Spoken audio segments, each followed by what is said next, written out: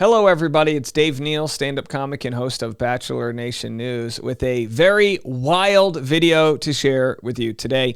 We've got former Bachelor star and Bachelorette star and Bachelor in Paradise and a brief stint on Dancing with the Stars and Special Forces winner star Nick Viall, host of the Viall Files podcast, calling Bryan Abasolo a loser, and then Nick's co-host, who happens to be his wife, says Bryan Abasolo is a leech. They go with the Parasite terms.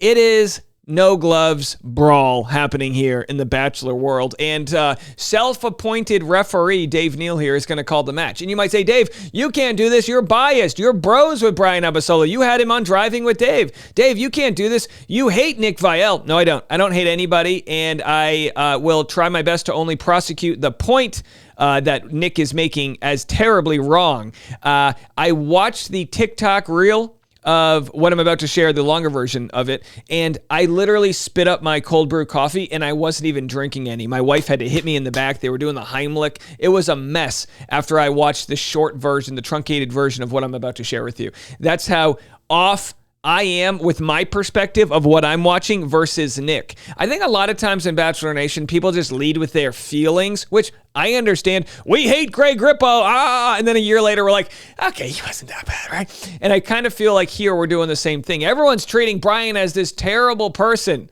but what does the law say? And I believe, in my opinion, having read into a lot of this, that the law's been on his side, as the honorable judge has cited that Bryan is owed $13,000 a month for 2 years. Now, Rachel might not like that. Nick might not like that. A lot of people in the audience might not like that, but that's what it is. Here's Nick's take. Let's have a listen to it right now. Rachel Lindsay's divorce. What's going on? It's getting messy. It's getting messy. On his side. I didn't really want to talk about this because out of respect for my friend Rachel, but like out of respect for my friend Rachel, I've had enough of Bryan. Mm-hmm. Whoa! Like, Say more. What the fuck is going on with this guy? Can we give a little context to our audience first, Sierra? What he is doing. Absolutely. So during Rachel Lindsay's divorce, Bryan requested $75,000 in legal fees, claiming that he only makes $1,300. He continues to reside in Just to be clear, so first of all, when they got divorced, he decided he wanted to go after his ex-wife, Rachel Lindsay, for spousal support. Yeah. And then he decided, well, you should pay for me to sue you. This is like general practice, though, that part of it. And this is what I love. I love that he's got one. And by the way, be careful to the assistant. You'll be gone in 2 seconds if you disagree with him one more time. The assistant guy goes, hey, this is pretty standard. Okay, it's standard. So Nick frames it as he's going after Rachel, when what it really is using the law to try to split assets that were gained during the marriage. That's what it is. But it's still messed up. It's still fucked up. Yeah. Mm-hmm. Yeah, no, I understand. I understand that Bryan, Rachel Lindsay's ex-husband, has simply just taken advantage of the very outdated legal system and laws around marriage. So we'll find out tomorrow how outdated it is. I'll be having the Tilted Lawyer on my show, Omar, to discuss the actual ins and outs of the law, as he is a practicing family law attorney in California. Sure, but it doesn't stop me from thinking something about you. Did they have a prenup? They did not. That's the part. So this next part is crazy. He continues to reside in Rachel's home, for which Rachel pays 90% of all expenses. Lindsay was ordered to pay Bryan $13,257 a month in temporary spousal support. Court documents also revealed that Lindsay must pay $15,000 in attorney's fees and $5,000 for forensic expert expenses. They did not have a prenup. And then Wait, he's still living in her house? She's paying for it. And again, I hate to interrupt. It's their house. It's a shared asset. So that's community property. Okay? Now, could you move out? Sure. But at the same time, we saw the same thing happen with Tom Sandoval and Ariana, where now the party wanted to move out. Part of that stalemate might come down to not wanting to lose that or, give up any rights. I don't think that that's actually part of the law, but I can understand wanting to stay in your domicile there. She is paying him all this money. No, I thought, to my knowledge, he was a chiropractor, had this booming practice, was popping the fuck off. More. I have to pause again. Booming practice. Now, if, and maybe they will look into it, he says he makes $1,400 a month. Again, brick and mortars, he was, I believe, part of the PPP program, which I support the PPP program for people that have a payroll, that have brick and mortar companies that needed that help. He as a chiropractor, probably, just guessing, had a rough go during the pandemic. Okay, let's be honest. Going to the chiropractor and just cracking backs cheek to cheek is probably not happening during the height of the pandemic. He also moves across the country for the family. And if you replace family with company, because that's what it is, really, it's a business. When you're married, you have a business. My wife and I have a business. I might be the one cashing all the crazy YouTube money and podcast money and Patreon money. Woo! But my wife's in the other room breastfeeding our child, right? So she's every bit as powerful in my family with the role she takes on. And even though there is no baby with Bryan or Rachel, if Bryan is holding the camera at the red carpet, or if he is just being the supportive husband while she's out making bank, I'm sorry, in that business, there's 50-50 equity.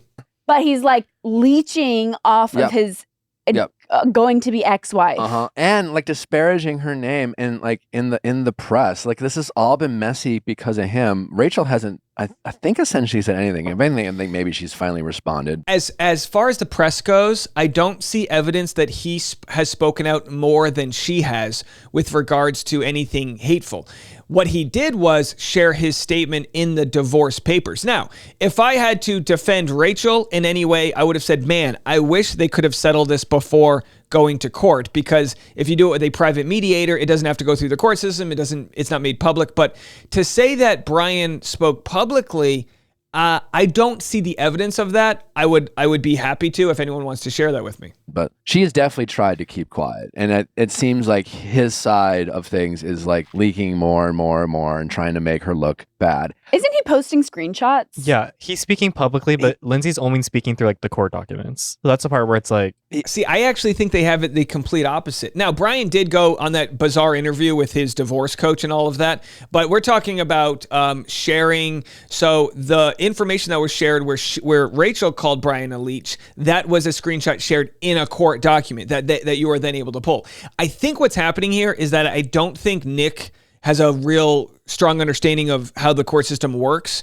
I didn't either until I was defending former Bachelor Clayton Echard several months before Nick was, but that's a separate story for another day. Yeah, it's so gross. And it's just like, have some respect for yourself and your once ex-wife. Does he still have a practice? I don't know. Yes. I do know. I don't even know if this is going to be, but that's the thing. Like Bryan met Rachel in his mid-30s. He was an adult man. Yeah. He was educated.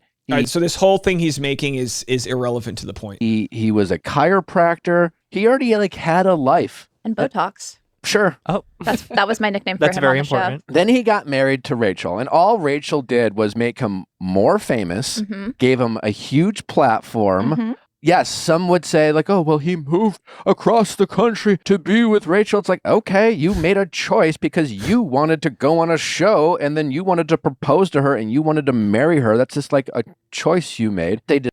I am befuddled. He's actually making Bryan's point.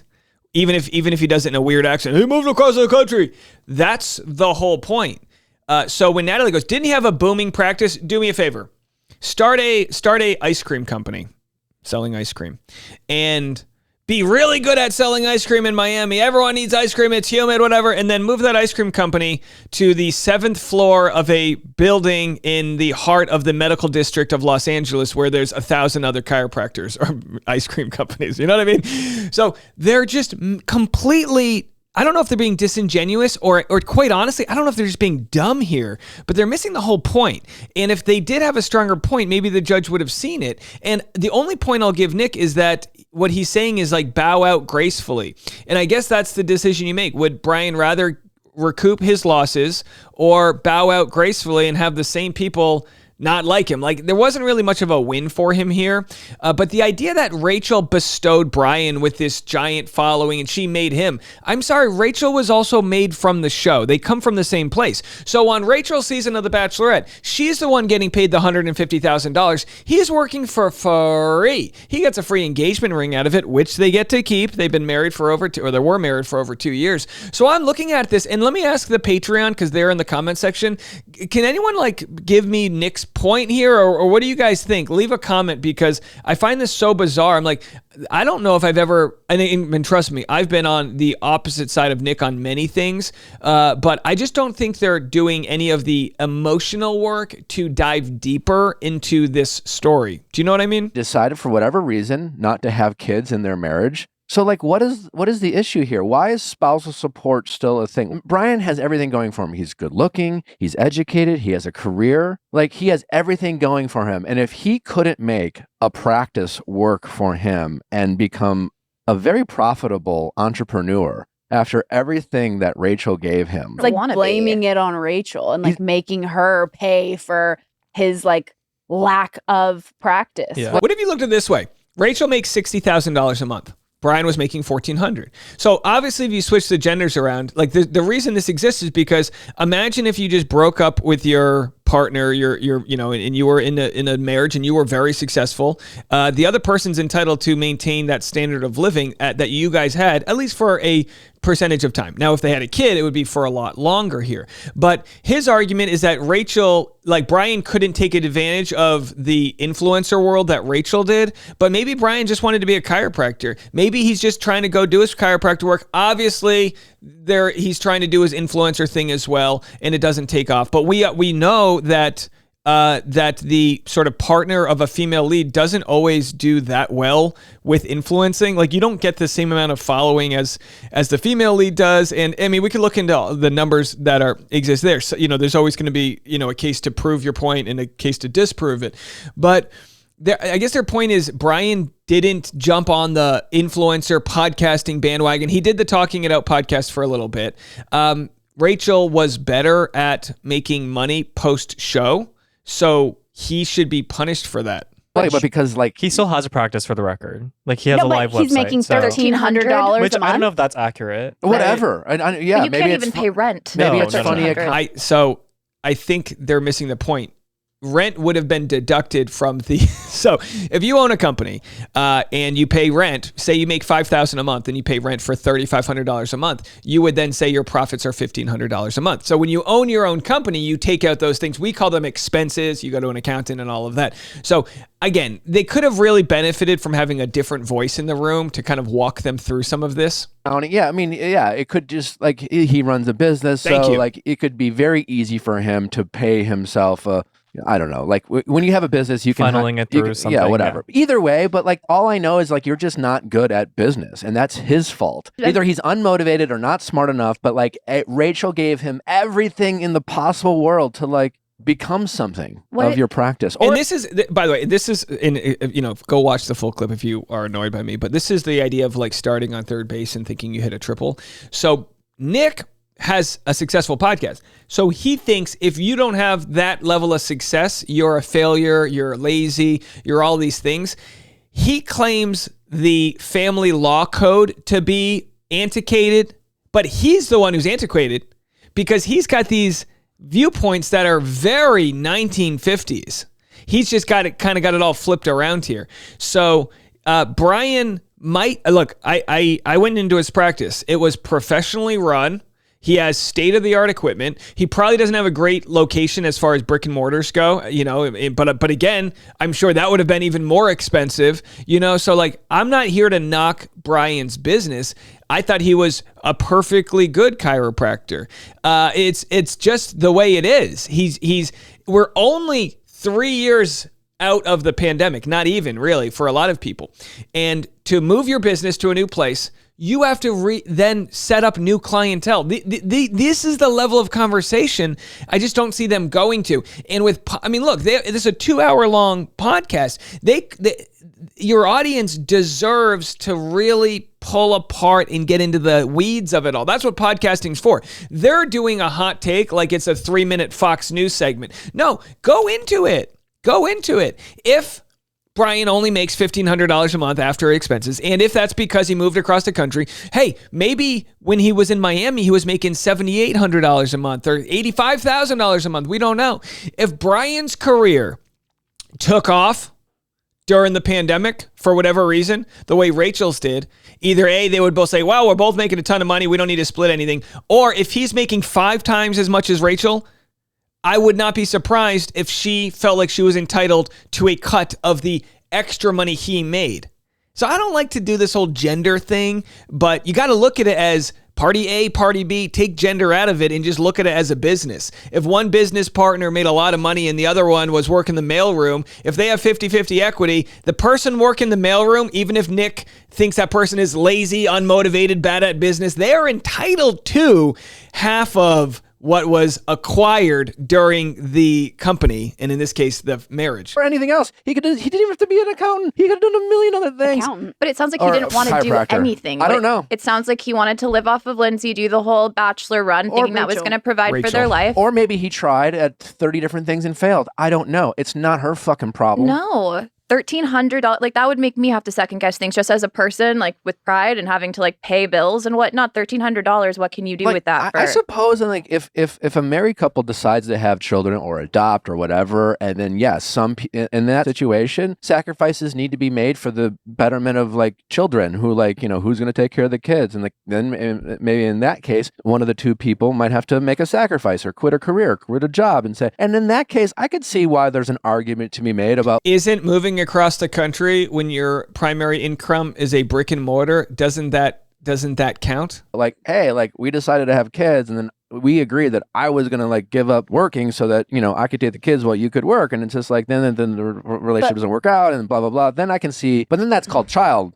support, not. And the difference here is that it's only temporary. It's for 2 years. And it does seem like a lot of money, but it is a portion.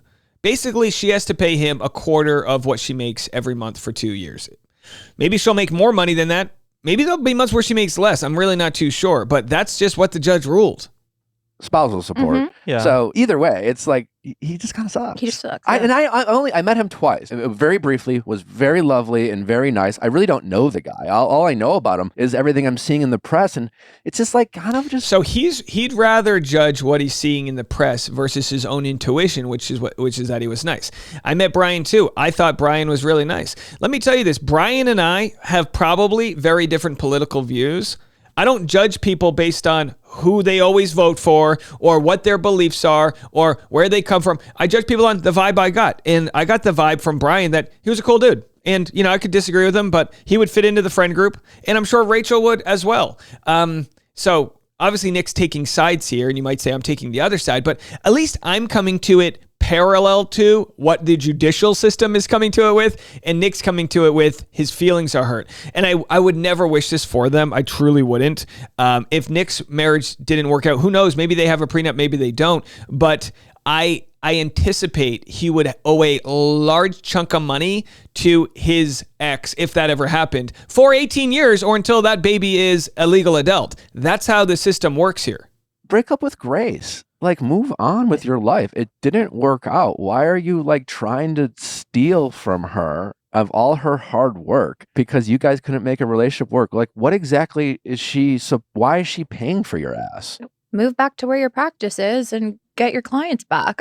I'm just so confused. Also, does he think... By the way, moving that equipment across the country would probably be $100,000. I say that because I just moved across the country and it was very expensive, and I don't have the level of equipment that he has. He has gigantic... I mean, look, okay, you guys get the point here. Why? It's just so trivial. Why don't you just move back across the country? Just move your bed to the other side of the country and go get your clients back. Why don't you just do that? Oh my gosh. I think this is like a good look for him? Like, does he think him spreading like screenshots and saying that he needs this money and he needs that money? Like, that's... I'm not saying he didn't do that, but could someone let me know on the Patreon, did Bryan publicly share any screenshots that make Rachel look bad? I don't know. Gonna help him in his career or in his life? I'm sure it's survival for him. He had every opportunity. Not in a good way. Living in her house. But he doesn't want to work, so he's probably like, well, what else? I agree. Boo-hoo. He's gotten every advantage. I'm like usually on the inverse where I'm like, and I could be wrong. I'm just saying typically it's like you get spousal support where the wife quit their job, raised the kids, and like it's not going to be as easy for them to get back into the workforce as an independent. Whereas like you don't have children, you don't have anything that's tying you together. There were two adults who met in their 30s, having lives before they ever met, established. And again, like everything that Rachel gave to him seemingly should have helped his business. Right. Now, again, there's a lot of variables there. Like it all depends on how he utilizes that or if he even gives a shit. And again, if he didn't want to be a chiropractor, he didn't have to be a chiropractor. He could have, like when Natalie got pregnant, Natalie loved her career as a surgical technician, like enjoyed going to work. She got pregnant and still worked a little bit, and it just made less sense for her to like go back. She hasn't gone back yet. She still might go back, but like she's had to make a sacrifice for our family. Now we're making it work. She's on the show. We get to work together. She's changed course, but like she's had to make a sacrifice. But like, what does Bryan have to do? He's just like, he got to move to Beverly Hills, and like that was a choice that he made in the relationship. And again, you would think that would only help whatever he wanted to do with his career. So it didn't. And choices made in the relationship prove the point that you make choices in the relationship and the relationship lives or dies by those choices. Like I said before, sub out relationship with business. He made the business choice with Rachel to move. And he lost a lot of money or revenue or profits or things like that, and her career took off. He moved for her for a business opportunity for her. He even said she almost got a business opportunity in New York and they were going to have to pack up again. So imagine if you've moved multiple times for your partner. They're thriving. The relationship's not going well. You thought you guys were going to have family and have kids by now, and then that's not working out. Maybe you're not hooking. Maybe you're not able to, maybe the whole fertility process is thrown out because you're not even getting to see each other because of work opportunities and all these things, and you go, this isn't what I signed up for. Not only did I not sign up for this, I've actually lost a lot of business where my wife is thriving. Again, I understand the optics don't look good. That's the conversation that's tough to have, which is, all right, if the optics don't look good and kids aren't involved, who gets what? Well, in California, they settled on $13,000 a month for 2 years. He has a famous celebrity wife for how many years that he could have, I'm sure, benefited from somehow. Mm-hmm. And yet he's just like throwing her name under the bus. I really feel for Rachel. Like she's done nothing but be classy through this whole divorce. And now she's like paying him. I think she's been pretty classy. Yeah. Tens of thousands of dollars a month, like $13,000 a month. For temporary. But then gross. 160. Then another $20,000 for legal. It's gross. She did say our marital standard of living was nowhere near as glamorous as Bryan portrays it to be. In fact, we rarely saw each other or even lived together during our brief marriage. So it's even if that were the case, because basically he's like, Rachel, my wife provided me this luxury lifestyle that I became accustomed to, and now I'm expecting her to maintain that quality of life. And it's like, you sound like a loser, Bryan. Like, just do something. You know what else is giving loser energy? Tell me. I don't know if y'all saw this or not, but there is this video on TikTok that's trending. I think they're done. All right, loser energy. Natalie calls Bryan a leech. Imagine that. Let me know what you guys think. I'll be quite honest with you. I'm not going to read the comments because I don't want to hear from the people that go, Dave, you're just biased, and they'll throw out all the 20 minutes of points I just made. Instead, I'll take the time to get myself educated and hear from a divorce attorney in California. We'll have that for you probably tomorrow. We're going to be talking about this all morning on the Patreon, patreon.com/Dave Neal. I love their commentary. It's always interesting. I appreciate you guys so much. And then we'll be back this afternoon with another episode of the Rush Hour Podcast.